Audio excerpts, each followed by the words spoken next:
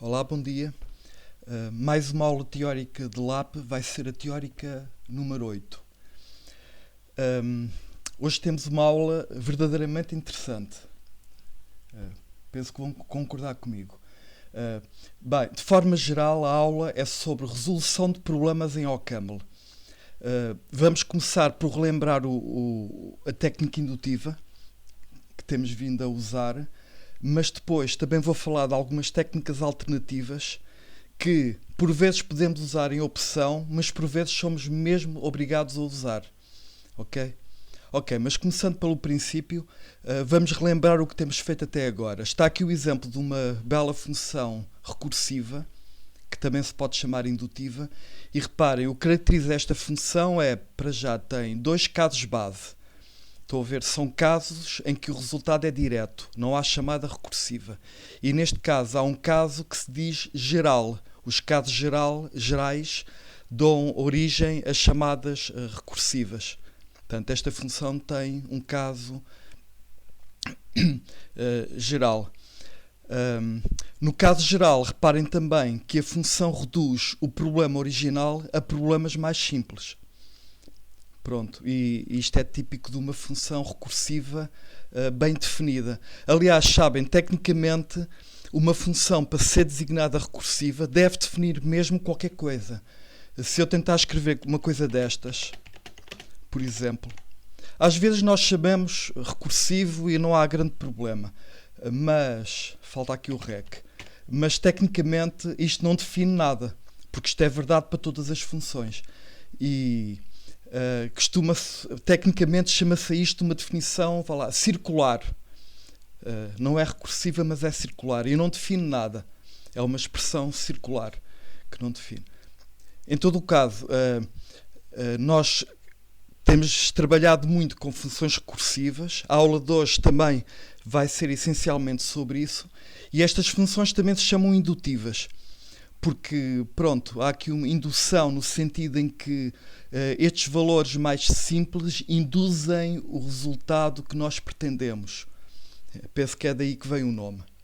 Agora, nós quando usamos o método indutivo, para termos sucesso, e isto é uma coisa que eu já disse algumas vezes, devemos ter em mente apenas as propriedades lógicas do problema. Nós não queremos imaginar o que é que a máquina vai fazer quando o programa corre. Pronto. É uma receita para o insucesso tentar fazer isso. É mesmo muito complicado. E por outro lado, é relativamente fácil resolver os problemas usando apenas as suas propriedades lógicas. Pronto. Agora, há uma coisa. Depois da função estar programada, por exemplo, tenho aqui o comprimento da lista, aí já não há problema em tentar imaginar a execução, que eu estou aqui a mostrar até. Mas estar a escrever a função a partir de uma folha em branco e ao mesmo tempo a imaginar o que vai acontecer, meditem um bocado nisso, é mesmo muito difícil. Pronto, não aconselho a ninguém. Agora, vamos à tal questão que eu referi há bocado, porque é assim, na aula de hoje vamos discutir, vá lá, em geral, resolução de problemas em OCaml.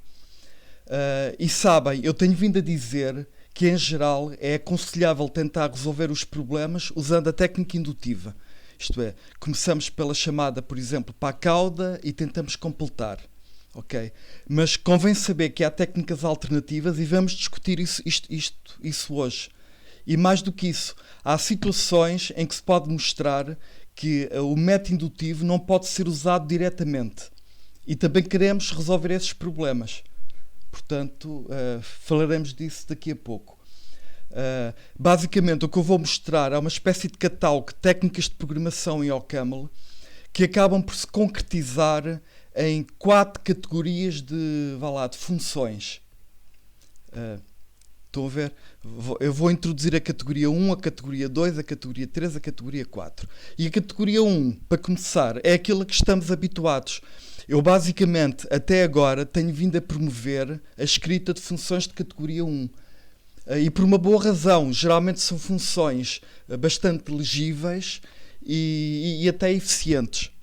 E portanto, olha, funções de categoria 1 por definição para nós, são funções que obedecem a determinados esquemas de partida que são rígidos. Por exemplo, uma função sobre inteiros de categoria 1 deve obedecer a este esquema.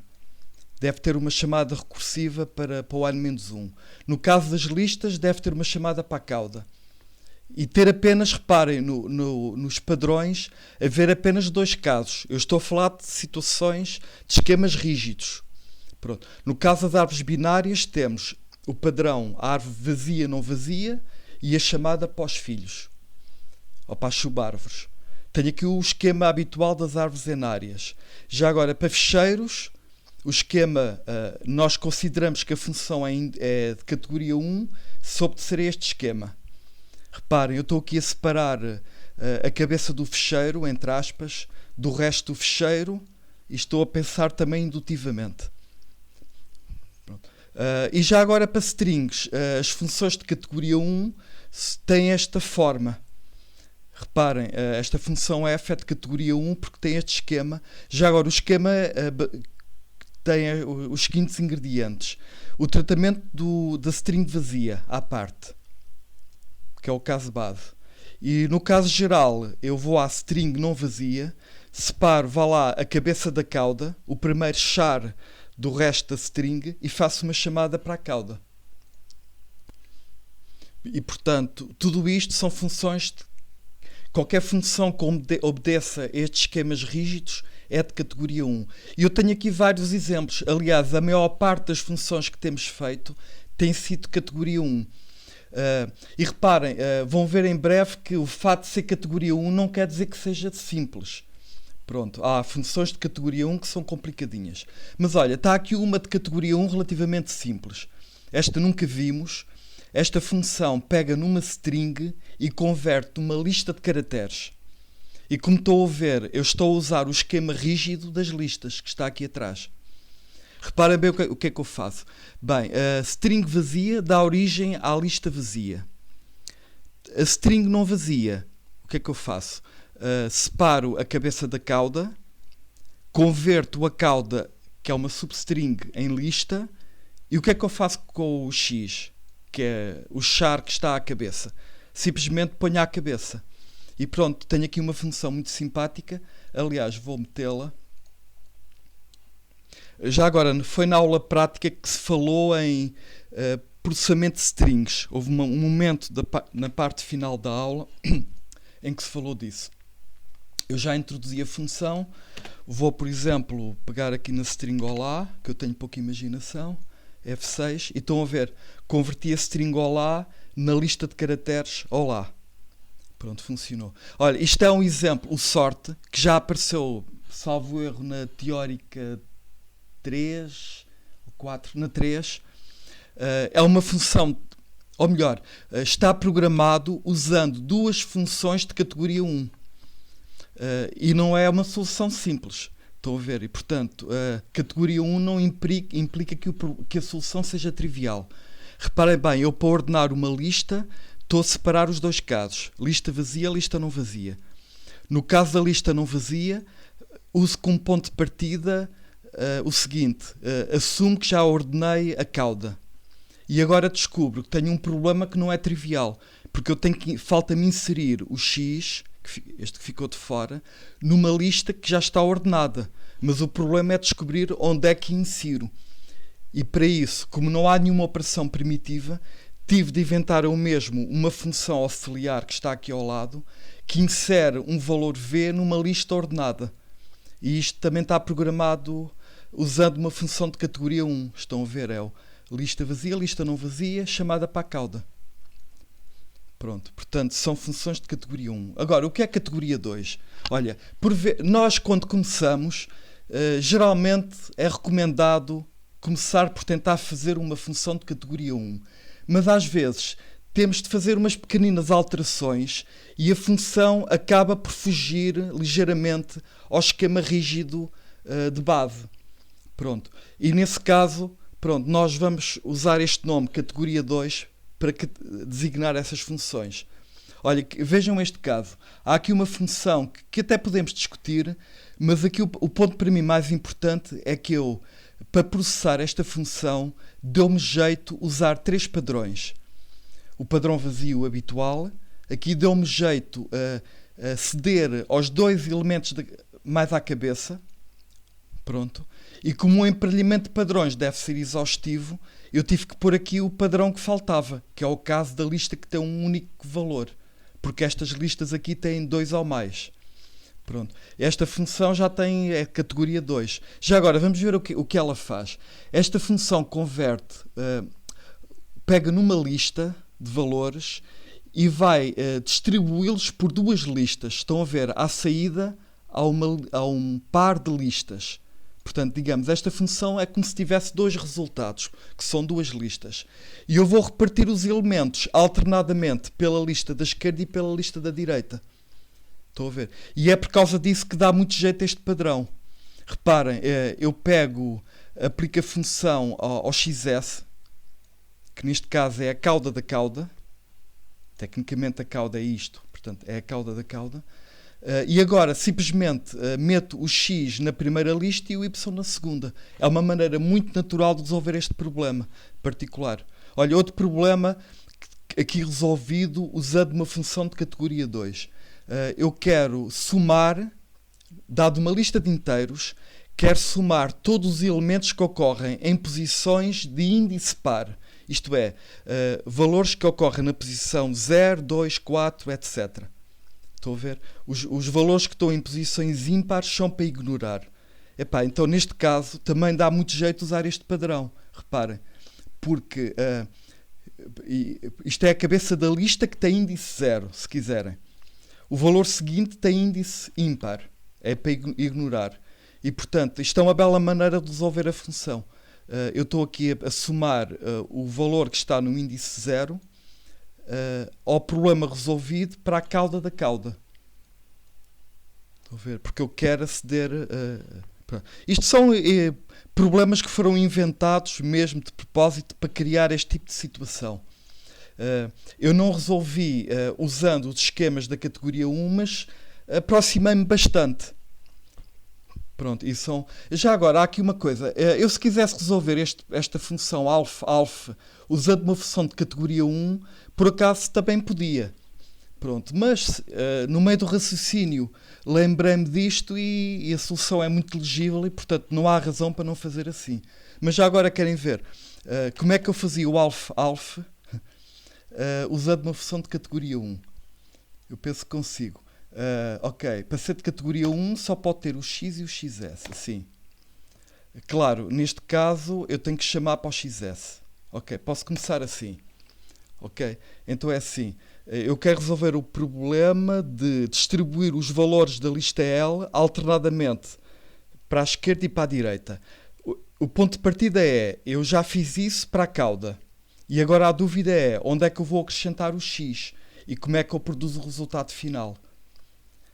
Bem, a verdade é que agora há aqui um raciocínio um bocado complicado, porque como esta lista começa no segundo elemento, o segundo elemento aparece aqui à cabeça da lista US.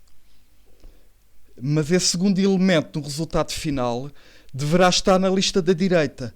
A verdade é que na solução correta eu tenho que trocar estes 2 valores, VS, US, e acrescento o X aqui.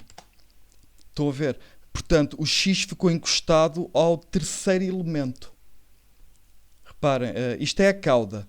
O segundo elemento da lista L, que é a cabeça desta lista, ficou aqui, no S. O terceiro elemento ficou no VS. E agora eu estou a juntar o primeiro ao terceiro, que é exatamente o que se pretende. Talvez a função de categoria 2 seja ligeiramente mais fácil de perceber do que a de categoria 1. Mas são as duas igualmente boas. Agora, há aqui várias questões. Para já, a atitude nos 2 casos, categoria 1 e categoria 2, é a mesma. Nós estamos à procura de uma solução simples, indutiva, baseada no esquema habitual ou algo parecido. Mas agora, eu quero chamar a atenção porque há aqui uma característica sintática nestas funções que importa salientar, até porque na categoria 3 essa propriedade vai se perder. E a questão que está aqui e que está aqui descrito na aula, em português, é o seguinte, é que tenham muita atenção no que eu vou dizer, é que quando eu aplico a função ao argumento mais simples, o argumento mais simples é algo que ocorre aqui no padrão, é um subpadrão. Isto parece óbvio, mas é o que está aqui a acontecer. Reparem também na categoria 2. Eu estou a aplicar aqui a função, na chamada recursiva, a um argumento que por acaso nem é a cauda, é a cauda da cauda. Mas o que me interessa aqui salientar é que este XS é um subpadrão, é algo que está aqui à mão pronto a usar. Sabem, na categoria 3, às vezes, a categoria 3 implica complicados necessariamente. Nem sempre, mas vamos ver. Às vezes há razões para usar a categoria 3, mas muitas vezes é complicados necessariamente. Portanto, na categoria 1 e na categoria 2 nós estamos ainda no domínio da simplicidade. Estão a ver, a chamada recursiva aplica-se a um padrão, a um argumento que corresponde a um subpadrão que está ali mesmo à mão pronto a usar. Portanto, isto é o que caracteriza olha, isto é uma propriedade que se aplica à categoria 1 e à categoria 2, só que a categoria 1 ainda tem mais qualquer coisa. O esquema é rígido.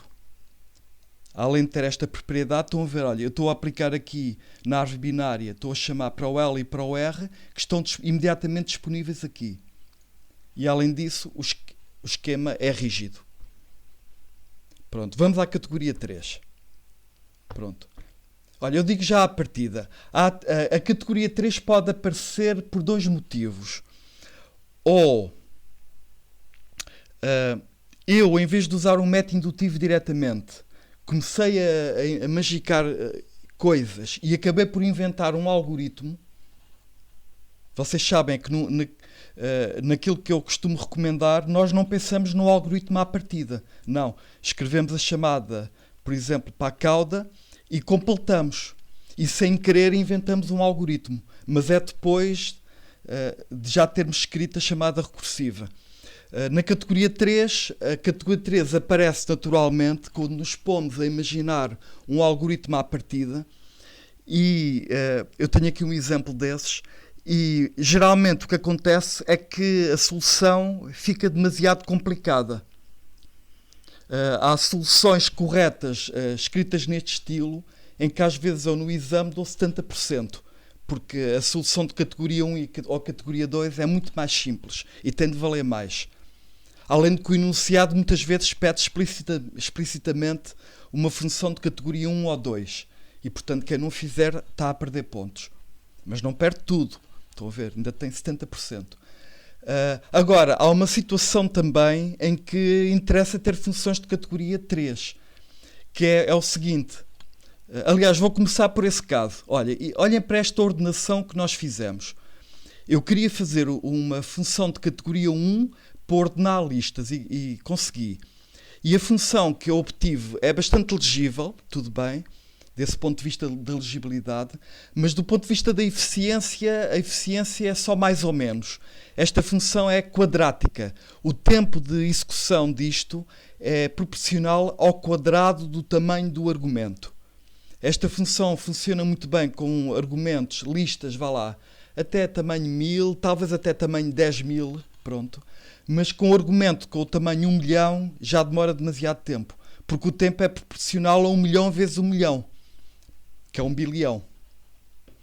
E, portanto, se eu precisar no meu programa de lidar com listas gigantes, infelizmente esta solução não serve. E o que é que eu faço? Bem, vou pensar agora num algoritmo, porque agora vale tudo. Aquilo que o método indutivo direto tinha para oferecer está aqui. E neste caso não foi satisfatório. Se eu tiver de lidar com listas gigantes. Então, o que é que eu faço? Vou à procura agora de um algoritmo mais eficiente, por exemplo, o Quicksort, o famoso Quicksort, que é um dos algoritmos mais rápidos, e vou programá-lo. E agora o que vai acontecer é que a função vai ter características tais que já não é nem de categoria 1 nem de categoria 2. Olha, vamos tentar fazer aqui o Quicksort. Espero que se lembrem de... Vou pôr aqui a parte... Olha, isto até parece que é categoria 1. porque eu vou começar com o esquema habitual, vazio não vazio. Mas já vão ver onde é que aparece a diferença. Olha, como é que funciona o Quicksort? Bem, a lista vazia ordenada é a própria lista vazia. Agora, no Quicksort, qual é a técnica? É assim, eu pego num valor aqui da lista que nesta circunstância se vai chamar, vá lá, elemento pivô. Eu vou escolher o X porque é o que está mais à mão, pronto. E eu vou particionar esta lista em duas listas. Vou fazer assim, vou chamar uma função chamada partition, que pega no X, que é o elemento pivô, e pega no resto da lista. E o que esta função vai fazer vai partir esta lista em duas. Eu vou chamar lista US e VS, por exemplo. In. Portanto, a ideia é a seguinte. Eu penso que aprenderam este algoritmo em AED. Eu vou decompor, vou pegar os elementos de XS que são menores ou iguais a X, ficam aqui no US. Os elementos do XS que forem maiores do que X, ficam na lista VS. Portanto, eu já fiz aqui uma espécie de pré-ordenação da lista toda. Separei os mais pequenos dos maiores. E agora, como é que eu continuo? Vou voltar a chamar o Quicksort, mas agora é para o S, e chamo também o Quicksort para o VS. Isto está-se a compor e está a ficar com um bom aspecto. Portanto, eu particionei a lista de uma maneira muito especial, fiz estas duas chamadas recursivas e agora tenho de pensar qual é o resultado final. E reparem noutra coisa, o próprio X que foi usado para fazer a partição ainda não ocorre nem aqui, em princípio, a não ser que seja repetido, mas pode não ocorrer. Bem, qual é a solução final? Agora não é muito difícil, porque estes valores são todos mais pequenos do que X, tem que ficar à esquerda. Estes são todos maiores do que X, têm de ficar à direita, e o X tem que ficar no meio. Como é que eu ponho o X no meio? O melhor é usar a operação, o append, assim. E temos aqui uma coisa espetacularmente elegante. Ok, fiz aqui uma pausa para beber água, estou a recomeçar. Mas vale a pena olhar para isto e apreciar a elegância disto. Claro, agora faltaria também definir o partition. Eu não vou escrever, não vale a pena, está aqui feito e vou já mostrar. Mas agora o meu ponto é este. Reparem, esta função quase que parece ser de categoria 1, pelo menos do ponto de vista dos padrões, até é. Mas reparem, há um outro requisito, é que a chamada recursiva devia ter sido feita para a cauda, e eu aqui não estou a fazer a chamada para a cauda. Eu estou a fazer a chamada recursiva usando dois argumentos que foram calculados. Vejam bem a grande diferença que está aqui. Em vez de eu usar esta matéria-prima que está aqui à mão pronta a usar, então, está mesmo pronta aqui a usar, eu não usei o XS na chamada recursiva e em vez disso fui calcular duas listas mais pequenas do que a original e apliquei recursivamente a função a essas listas. Sabem, esta programação também é indutiva, isto é recursão. Para haver recursão, estou a ver, nós chamamos a função para argumentos mais simples. Portanto, isto continua a ser uma função recursiva. Pronto. Só que na nossa categorização já não é de categoria 1 nem de categoria 2. Nós chamamos a isto de categoria 3. Porquê? Porque o tal argumento mais simples foi explicitamente calculado. E isto faz toda a diferença. Pronto, vamos ver aqui o resto da função. Deixem ver se me enganei. Ok, escrevi bem o Quicksort e o partition está aqui programado. Por acaso, acho que está programado, exatamente, programado agora usando uma função de categoria 1. Querem ver? Portanto, eu quero partir a lista em duas usando o P como elemento pivô. O caso base é trivial. O padrão XXS mostra que estamos a caminho de escrever uma função de categoria 1. E agora reparem, eu fiz aqui uma chamada para a cauda. Estou a usar diretamente o XS. Portanto, não há dúvida. Esta função é de categoria 1.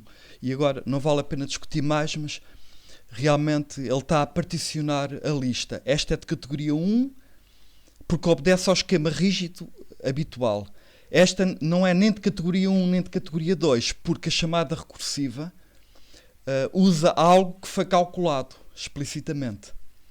E, portanto, está aqui uma função que em determinados programas que usem listas gigantes é uma função que se justifica perfeitamente e que se recomenda que seja programada, apesar de ser de categoria 3. Agora, eu vou dar um exemplo de uma função que também de categoria 3, mas que corresponde a complicar desnecessariamente, porque vamos ter muito mais trabalho sem ganhar nada. Vou voltar à ordenação, isto é interessante. Na aula de hoje estou a falar de 3 ordenações diferentes. E imaginem a seguinte situação. Vá lá, um aluno que ainda não apanhou bem o jeito do método indutivo, porque se tivesse apanhado o jeito tinha programado desta maneira, pronto, começa a pensar, eu quero ordenar a lista, o que é que eu vou fazer? Começa a olhar para o teto e tal e pensa, bem, olha, dada a lista, eu começo por pegar no elemento mais pequeno da lista. Pronto. E isso é um passo em frente, porque o elemento mais pequeno da lista vai ser a cabeça do resultado. E continua a raciocinar daí em diante. Querem ver? É exatamente o que eu estou a aplicar neste exemplo. Tenho aqui uma função a que chamei min-sort, ordenação com base no mínimo, e reparem bem no que eu estou aqui a fazer. Olha, reparem, eu como nem sequer preciso de usar o XXS, vão ver, acabei por usar aqui um padrão universal. Chamei list de forma genérica ao que está aqui. Usar XXS só ia complicar. Reparem, eu pego na lista e vou extrair o elemento, vou obter o elemento mais pequeno, não é extrair, vou obter e chamo-lhe M. Estão a ver, o M fica à cabeça. Está a caminhar bem. Até agora é tudo muito simples e tudo muito intuitivo. O problema agora é a chamada recursiva, porque eu tenho que aplicar o min-sort à lista original, mas com o elemento mais pequeno removido. Portanto, eu tive explicitamente de remover o M da lista para poder ter agora a lista que vou usar para a chamada recursiva. Portanto, novamente reparem, estamos na categoria 3. Porque na chamada recursiva eu estou a usar um argumento que foi calculado. Eu usei uma função para criar a lista que vou usar na chamada recursiva. Não estou a usar nada que esteja diretamente aqui a ser usado. Portanto, isto é categoria 3. Agora vamos discutir a solução. Reparem, isto ficou mais complicado porque tenho uma função para calcular o mínimo, separada. Outra para remover um elemento de uma lista. Por acaso estas duas já são de categoria 1. Pronto, são elegantes. Mas a verdade é que eu há bocado tinha 2 funções altamente legíveis. Agora, tenho 3 funções que também não são más, pronto, mas este raciocínio já não é tão simples como o anterior. E agora, o ponto decisivo é o seguinte, é que esta função não é mais eficiente do que a outra. O sort que eu defini aqui em cima é quadrático. E o novo sort também é quadrático. Portanto, esta solução, eu acho que posso argumentar com alguma objetividade que tem uma qualidade ligeiramente inferior à outra. Pronto. E, portanto, merece menos pontos. A outra é mais de elogiar do que esta. Apesar desta também ter muito mérito, porque conseguimos resolver o problema efetivamente. Mas não há dúvida, estão a ver, a atitude foi outra. Nós aqui tínhamos um algoritmo à partida, tínhamos uma ideia pré-concebida para resolver o problema e ele levou-nos por caminhos diferentes daqueles que costumamos seguir. E, portanto, resumindo a categoria 3, há 2 aspectos. O aspecto sintático, ao nível da forma da função, é que a chamada recursiva aplica-se a argumentos calculados, explicitamente. a nível de intenção, de espírito da resolução de problemas, estas soluções aparecem quando nós temos a partir de um algoritmo. Pronto. Na categoria 1 e 2 não. Fazemos a chamada para a cauda e aceitamos o que vier. Agora, a categoria 4 é verdadeiramente interessante, porque a categoria 4 corresponde a problemas que nós queremos resolver indutivamente e descobrimos que não há solução indutiva de todo, pelo menos solução indutiva direta. Querem ver? Não se podem queixar que nós aqui não discutimos todas as possibilidades. Olha, imagina que eu ingenuamente vou tentar programar uma função para testar se o número n é primo. E vou tentar até fazer uma função de categoria 1 ou categoria 2. Portanto, nesse caso, eu quero reduzir o problema original do n ao n-1. Isto é, eu quero que apareça aqui algures prime de n-1. Eu acho que já todos estão a ver que isto não vai dar. Pronto, mas posso começar. Pronto, if n igual a 1, then... ok, o número 1 não é primo, por definição. Ainda posso pôr outros casos. Else, e por acaso até convinha, n igual a 2, then o número 2 é primo, true. Pronto, else. Mas pronto, há de haver um caso geral em que eu uso isto. Tenho aqui um booleano que já me diz se o n-1 é primo ou não, mas a verdade é que na teoria dos números este problema não tem solução. Isto é, eu sabendo se o n-1 é ou não é primo, eu não posso concluir nada relativamente ao n. A verdade é que não posso.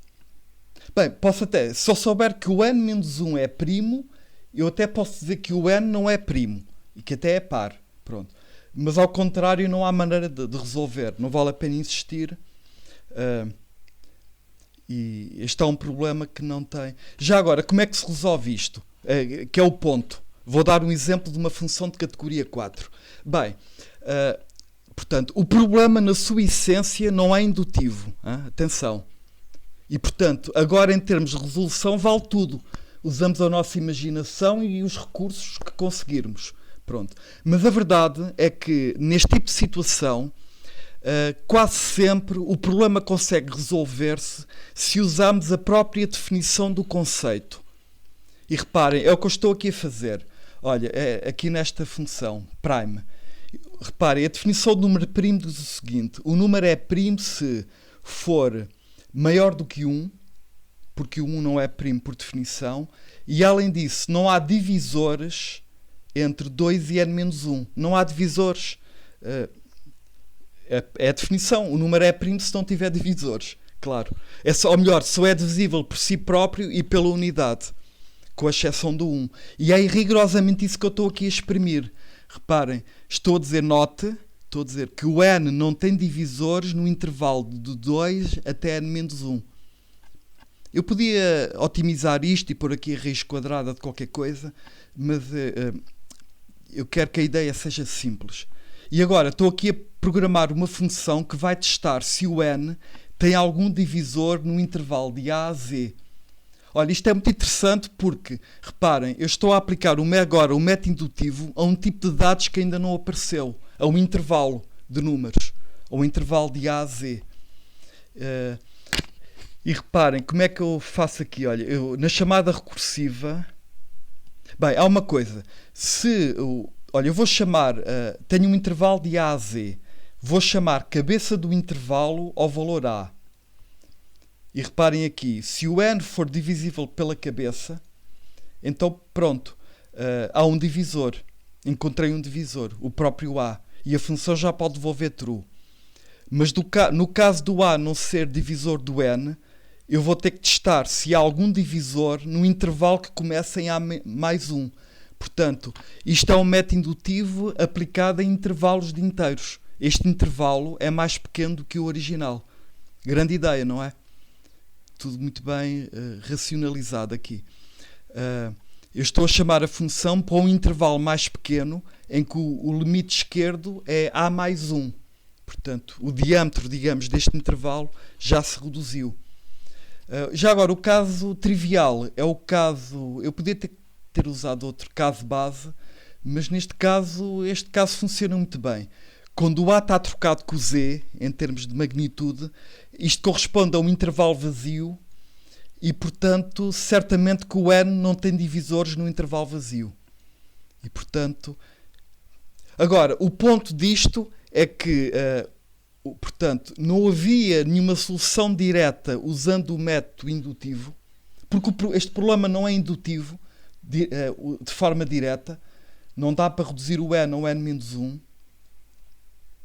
não há mesmo solução para isso, mas o que é que fizemos aqui?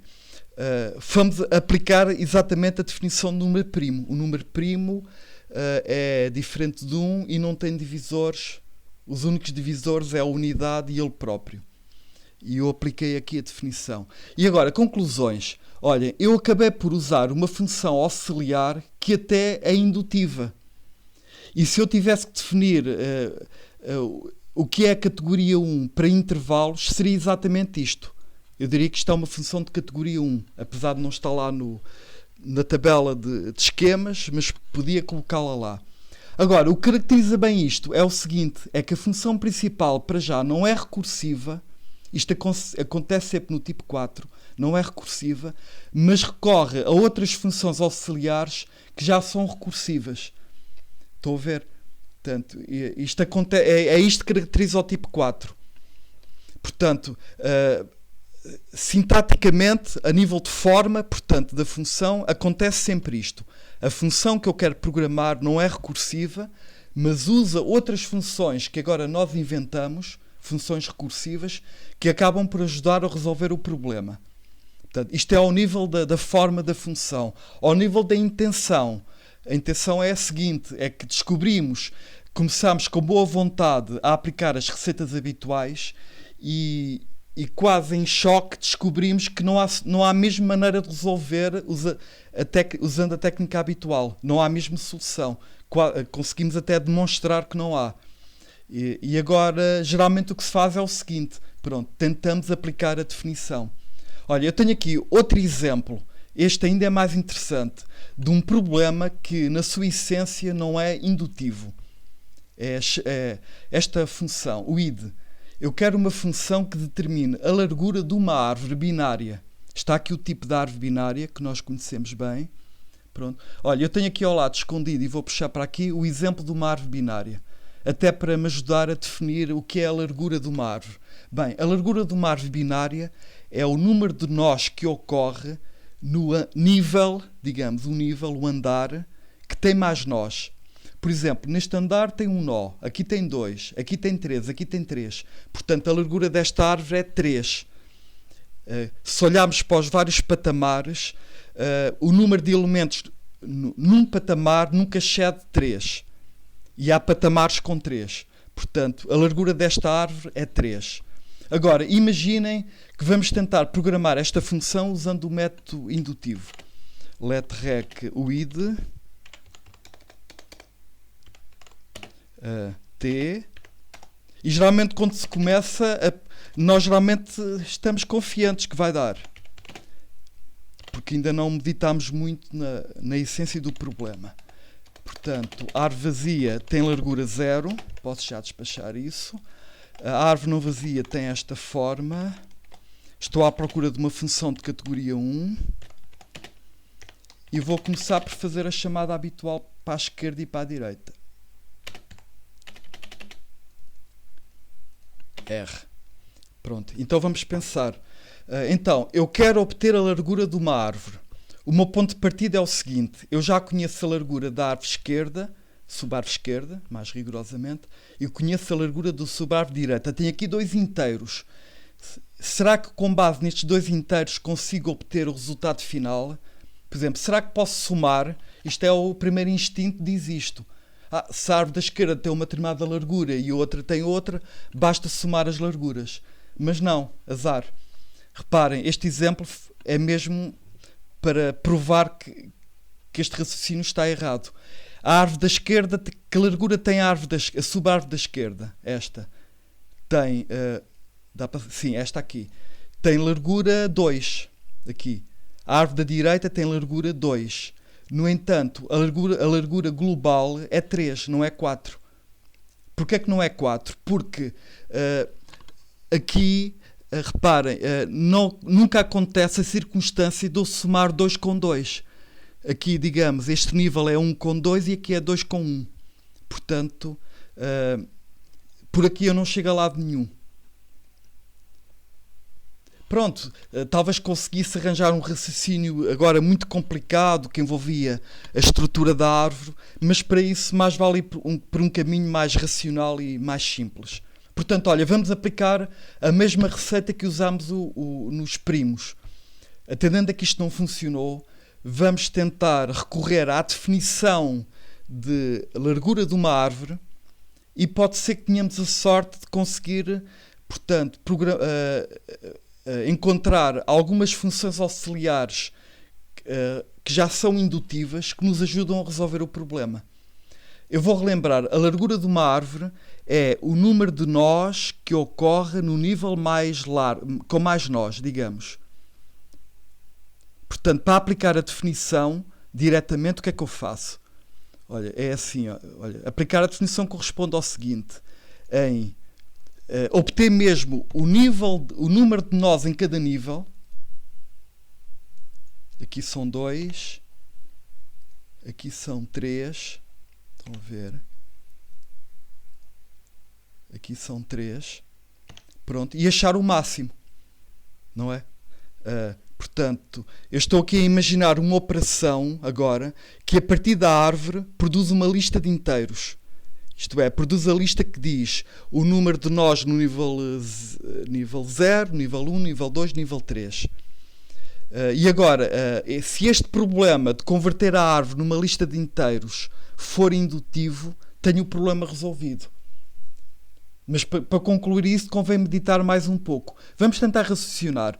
Será que eu consigo obter a lista, vá lá, dos níveis à custa da lista dos níveis das subárvores? Vamos ver se dá. Olha, vou pôr aqui a lista, vá lá, dos níveis da subárvore esquerda. Aqui também dá 1 e aqui dá 2.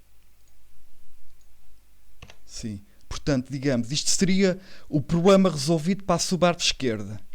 Eu quero converter a árvore numa lista de inteiros. Agora, o que é que significa o problema estar resolvido para a árvore da direita? É eu ter aqui estes valores. 1, 2 e aqui finalmente outra vez 1. E agora, para perceber se o método indutivo dá ou não, eu tenho que pensar, será que eu tenho alguma maneira de obter esta lista final com base nas duas listas iniciais? Por acaso, acho que sim.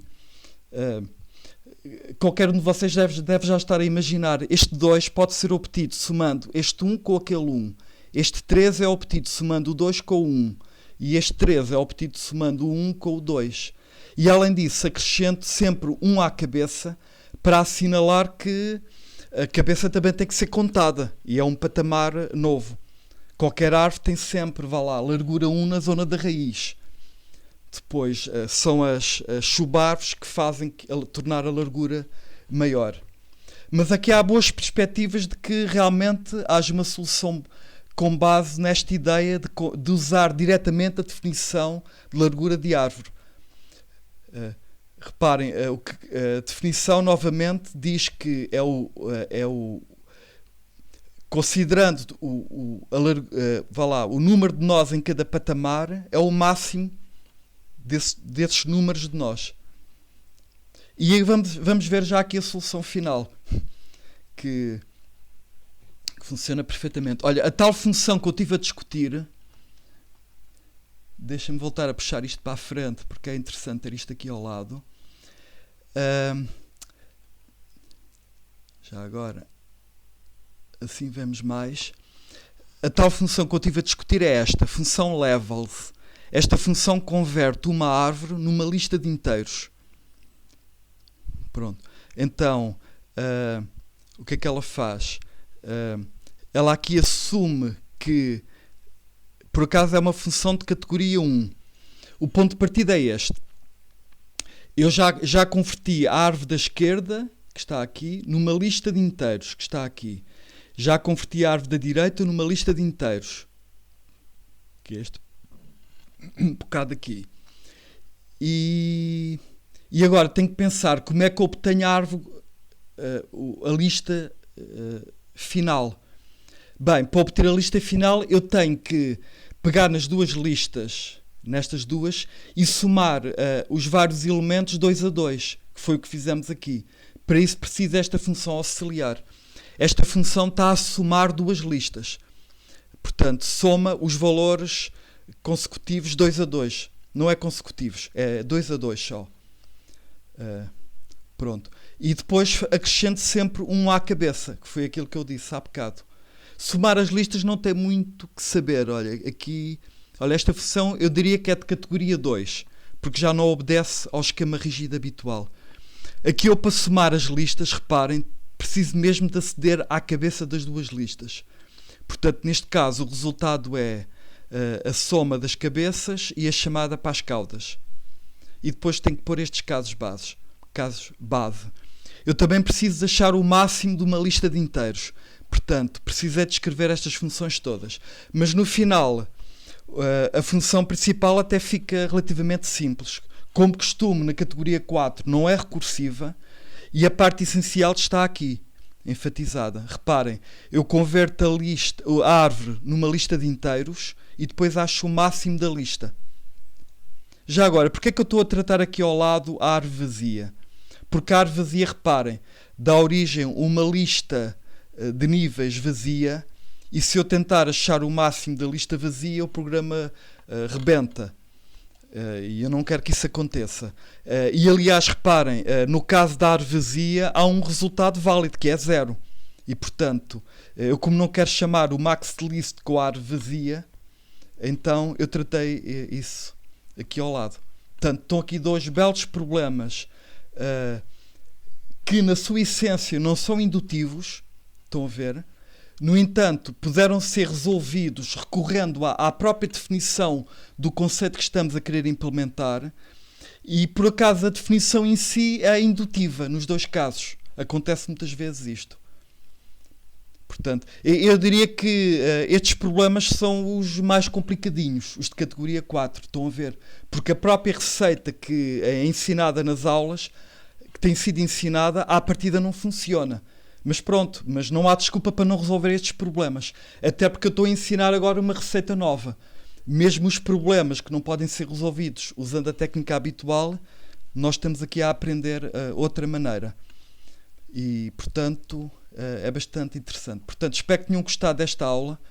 É uma das aulas que eu tenho preparadas para lá, porque eu gosto mais de dar, porque temos este catálogo de técnicas de programação. E estamos a ver que mesmo problemas que à partida pareciam insolúveis, há maneira de dar a volta ao problema e resolver de forma bastante agradável. Pronto, vou terminar a aula, um bom resto de dia e vou desligar.